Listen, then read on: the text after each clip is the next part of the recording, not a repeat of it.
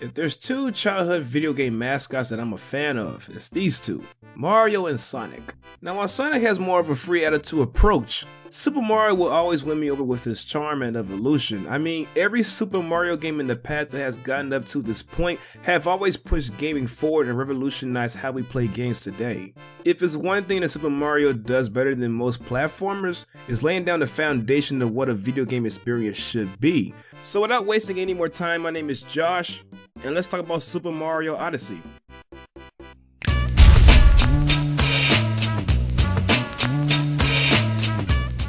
October 2016. So when I first saw the trailer of the Nintendo Switch reveal, I was hooked by the design and how innovative it looked. More importantly enough, the few seconds of gameplay for the upcoming Super Mario game really caught my eye because it's been a while since we played a Mario joint that was open world. While some people may argue that Super Mario 3D World is, I can't really say so because the level designs and Hope World itself still follows that linear path. Now if we fast forward time to January 2017, we finally got a reveal trailer for Super Mario Odyssey. At first glance guys, I'm not going to lie to you, I was pretty skeptical about Mario being in a real world setting because of obvious reasons. Other than that, I was more so interested in this new companion Cappy, because according to what the developers have said, Cappy helps Mario take control of people he throws his hat at. I can only imagine how this game came to be. Alright ladies and gentlemen, we are gathered here today on what to do with the next Nintendo game for the Nintendo Switch. Now, I'm sure you guys know that every Mario game re-release up to now has been a success. Donkey Kong was definitely a success. Amen. Mario Brothers was definitely a success. Oh yeah. Hell, re-released 3 Super Mario games for the NES platform, and we even gave the Americans the quote-unquote USA version because they couldn't handle our lost levels because it was too difficult for them. Shame, shame. We gave them Super Mario World, even though we did the same thing in Mario Bros. 3, only in 16-bit. Power of the console. By the time we went to Super Mario 64, we revolutionized gamers to what gaming was supposed to be about today. Woo! We did that. Yes. Camera system was on point. Not really. So my question is to you guys, what can we do next for the next Super Mario game? I want to hear your opinions, so let them be expressed. I got an idea. How about we go back to Super Mario Galaxy for the 3rd iteration? I hear you, Frank, I hear you loud and clear, but Super Mario Galaxy 3 is not going to happen, okay? It's not going to happen because we're not going back to motion controls. People did not like that. How about we go back to Super Mario Maker 2? Get them out of here, man. We're trying to hear your opinions and stuff. Give me my hat back. What's your idea?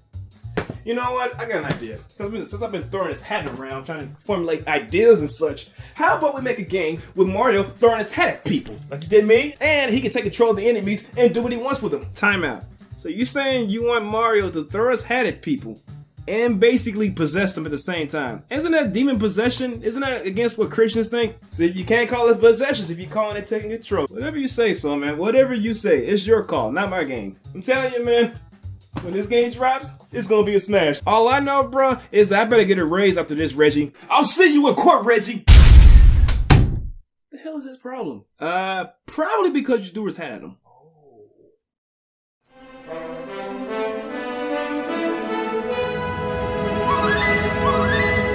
When I first booted up Super Mario Odyssey, immediately I was blown away by the graphics on the Switch. Now before any of you PC or Xbox One or PS4 dudes try to press me about how inferior the graphics look, just know that no one the hell cares, but I do want to point out that the graphics look colorful, they're vibrant, and even the way Mario animates looks so fluid. Even the cutscenes at first glance were amazing, and this game by far is probably one of the most cinematic Mario games I've played, and to me, that is a big step up compared to Super Mario 3D World. In the skies above Peach's castle, Mario once again appears to stop Bowser from kidnapping Peach. Cause the name of the game this time is Forced Marriage. Bowser boomerang his hat over at Mario, which knocks his cap off his head. Being overconfident that he is, Mario is knocked off of Bowser's airship when Bowser's hat flew right back at him, while they fly away, preparing for the wedding. Oh, and by the way, I forgot to mention that Mario's cap got stomped on and shredded in the progress. Mario suddenly wakes up in the Cap Kingdom where he is greeted by Cappy, who explains to Mario that his sister Tiara, who was also kidnapped by Bowser, was to be used as Peach's tiara. It was at this moment that Mario and Cappy decided to join forces to save them both. Cappy then transforms to Mario's cap, and with that, they set on a journey to travel to many kingdoms to stop Bowser and his wedding evil plans. Now, if you're new to my channel, basically I will put up timestamps for people to avoid certain spoilers, because usually in the spoiler section I will spoil some decent plot points and such just to get people up to speed what the story is about and etc. But for this game I'm going to choose not to, because the experience itself is too rich and I don't want nobody to basically get ruined for what I'm about to say, so I'll save that bit for later. So let's move on to the next section.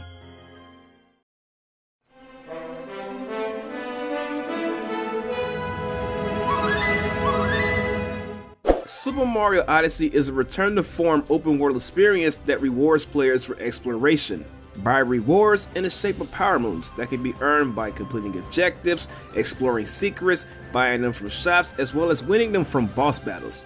And similar to the classic games before it, the more moons you collect will gain you access to newer kingdoms. But in this particular case, the moons are used as fuel to your ship called the Odyssey.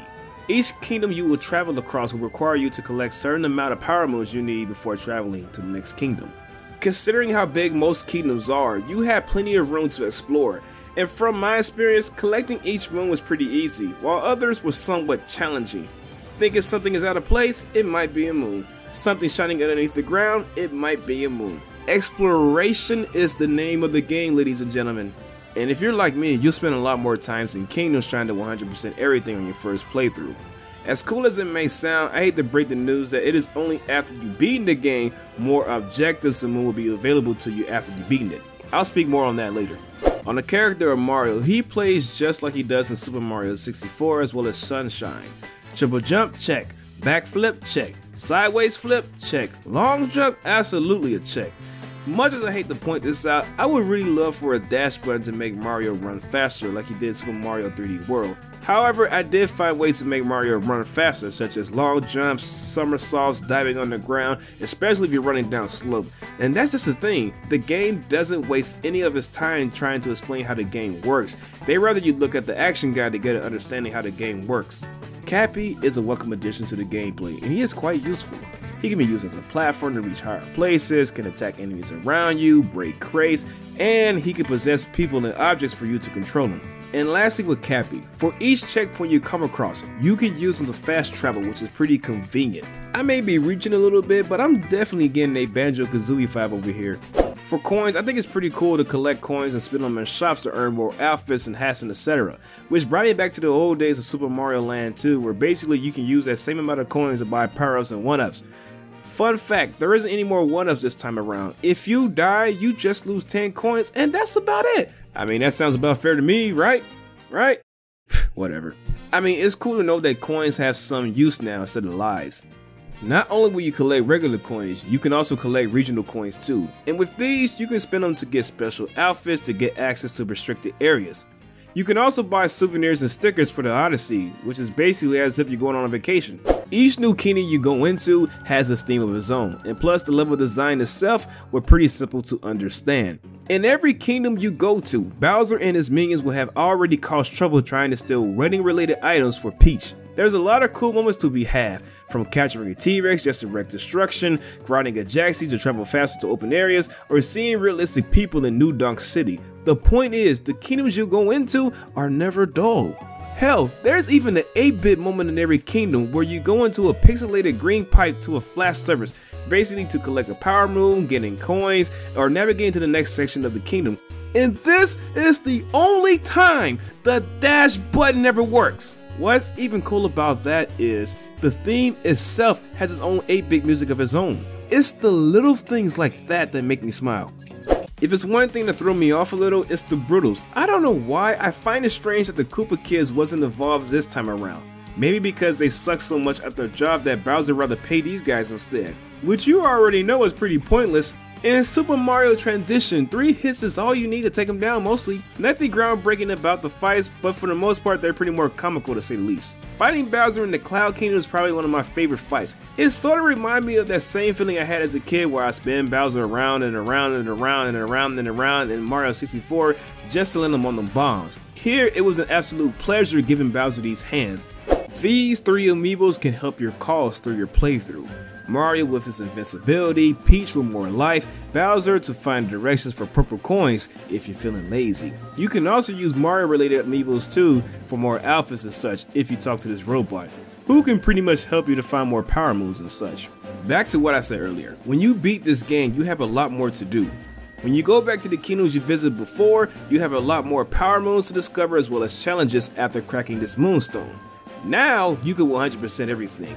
And I can honestly say that after collecting over 800 power moons, it was not no easy task. And the last awesome thing to point out is this photo mode, and basically is where you can capture photos and add filter to them to make your photos look more appealing to you as if you're taking a vacation, and hell, I made a decent thumbnail out of it. One key quality that really stood out about this game is its stellar soundtrack and the direction, from moments where I was in the heart of the Wooded Kingdom.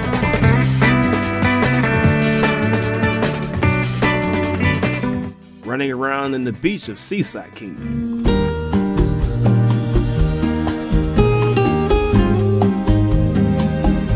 And roaming through Bowser's Kingdom in my samurai outfit.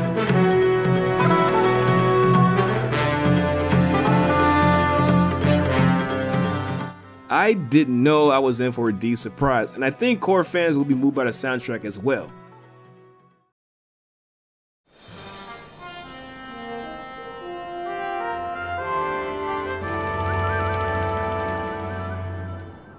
Is this even the Mario game or a Sonic game? Because I'm starting to feel like I'm fighting one of Dr. Eggman's robot, laser beams and creepy crawlies.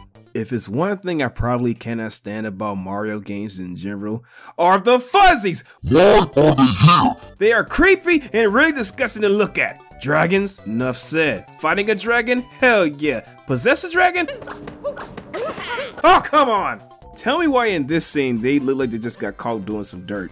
And then Mario busts up in the room like, "Mamma mia, I knew you was cheating on me, Peach." But never mind all that, cause this is probably one of the coolest climactic endings to the story. I mean, controlling Bowser, this was a good way to end things off in the finale.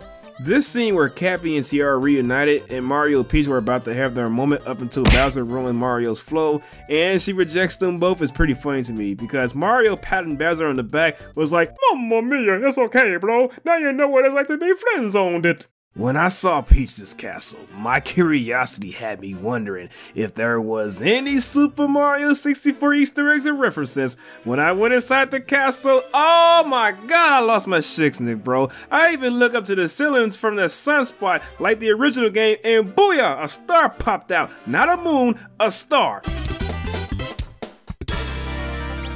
However, I am disappointed that there were no doors to access old levels through these paintings. I would love to play Bomb Battlefield. Oh wait, never mind, you can go into these paintings, only for Heart of boss fights you already fought. But hey, at least it has one of those. But real talk, the festival in New Donk City is probably one of the best moments of the game for me. It really did put a big smile on my face, cause for me, it didn't feel like another Super Mario game. It felt like it was more of a celebration. I actually put my controller down just to watch the performance with Mario dancing. And after I got that thank you in the darker side, I climbed to the highest point of the tower, and Cappy's over here getting all sentimental trying to get me all sad about how awesome the journey was. And it was at that point that I really didn't want this game to end. And that just goes to show you what a video game experience is and should be. Going after everything I have said, Super Mario Odyssey is a game that feels more of a celebration, a vacation, a tour, and a video game experience. It's pretty much what you want it to be. It doesn't have a groundbreaking story, and it doesn't matter neither, because like I said, it's all about the experience that matters to you and how it stays with you throughout. I know it sounds cheesy, but come on, it applies. There isn't anything bad I can say about this game. I mean, I could criticize it for its camera, but I don't see the point in doing so like most reviewers do.